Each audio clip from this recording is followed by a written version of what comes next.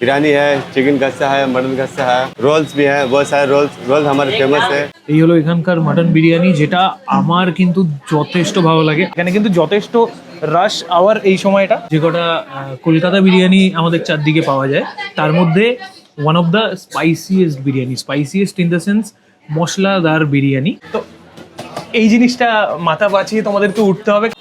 Good afternoon. দুপুরবেলা খাবার দাবারের জন্য আমরা অনেক জায়গায় দৌড়াই। যারা অফিসে কাজ করে অবভিয়াসলি তাদের তো মাথার হেডেক অনেক বেশি। প্রথমত সিগন্যালটা একবার দেখাই, এই সিগন্যালটা ছাড়লে এক্ষুনি যথেষ্ট নয়েজ চালু হয়ে যাবে। আর আমি রয়েছি এখন এক্সাইড মোড়ে। যারা বুঝে গেছো তাদের জন্য বেনিফিট। আমি পয়েন্ট আউট করে যদি দেখাই, এই যে সাইমা রেস্টুরেন্ট, এটা তোমার হচ্ছে গিয়ে রবীন্দ্র সদনের গেট নাম্বার 1-এর একদম গায়ে লাগোয়া।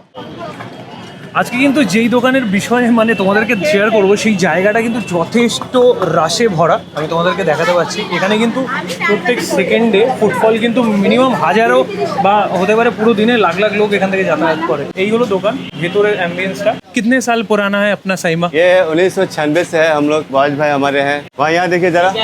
अच्छा, हाई कर दीजिए। हाँ बढ़िया। और टाइमिंग क्या रहता है?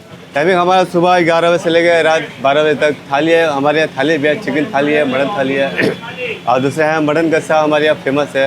राइस के साथ खाने से बढ़िया अच्छा लगता है। और दाल हमारे यहाँ मूंग का फ्राई है, वो भी एकदम बेस्ट है। वीकली कोई ऑफ है क्या? पूरा दिन सारा हर हफ्ता खुला रहता है। बिरयानी है, चिकन कस्सा है, मटन कस्सा है, रोल्स भी है, बहुत सारे रोल्स हमारे फेमस है। ভেতরটা কিন্তু সবসময় বিজি আর ঠিক এইরকম থাকে। নিচে কিন্তু সিটিং রয়েছে, আর তার সঙ্গে এই দেখো ভাই যাচ্ছে ওপরে। তো ওপরেও কিন্তু বসার সিটিং রয়েছে, যেটা এসি সিটিং। এখানে কেয়ারফুলি নামতে হয়, কারণ এখানে বিষয়টা একটু হ্যাঁ আ যাই। এখানে কিন্তু যথেষ্ট রাশ আওয়ার এই সময়টা। তো এই সময় এখানে দাঁড়ানোটা বোকামো হতে পারে। তো এই জিনিসটা মাথা বাঁচিয়ে তোমাদেরকে উঠতে হবে, কারণ আগেকার টাইমের বানানো জায়গা, একদম ছোট্ট কোজি জায়গা তার মধ্যে। তো এই হলো ওপরের স্পেসটা দেখাতে পাচ্ছি তোমাদেরকে। তো ব্যস্ততা একেবারে দুর্দান্ত লেভেলের। আ যাইয়ে ভাইয়া আ যাইয়ে। তো এই সময় এখন কিন্তু যথেষ্ট এখানে লোকজন ভর্তি। আমরা নিজের সিট পেয়ে গেছি। এখানে রুমালি রুটির সাইজ কিন্তু যথেষ্ট বড়, এক একটা 15 রুপিস করে, যথেষ্ট বড়। এটা আরো একটু খুলতে বাকি রয়েছে। তার সঙ্গে কিন্তু নিয়েছি এখানকার মাটন টিকিয়া, যেটা কিন্তু এই রুমালি রুটির সঙ্গে যথেষ্ট ভালো কমপ্লিমেন্ট করে। এই হলো ভেতরের টেক্সচারটা, বেশ অনেকক্ষণ ধরে অল্প আঁচে বিষয়টা তৈরি করা হয়।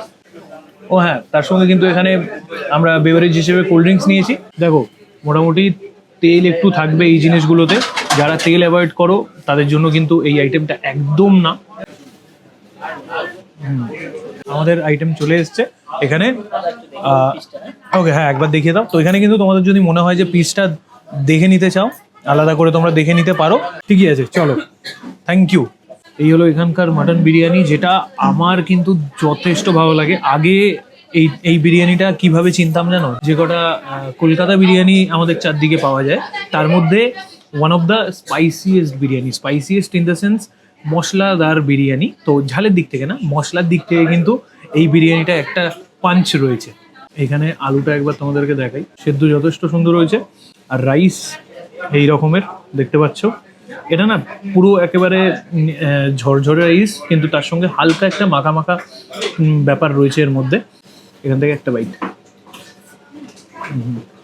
কিছু কিছু জায়গার বিরিয়ানির সাথে আমার কমপ্লেন্ট থাকে যে বিরিয়ানি খাওয়ার পর একটু চোখ করে, কারণ বিষয়টা একটু ড্রাই হয়ে যায়। বাট খেলে একদম সুন্দর করে নিচে চলে যাবে, দারুণ। এখানকার আগে যেমন কোয়ালিটি ছিল, সেখান থেকে আমি বলতে পারি হয়তো একটু এদিক ওদিক হয়েছে। তখন হয়তো আরো বেশি মশলাদার লাগতো, ছোটবেলার কারণে কিনা জানি না। বাট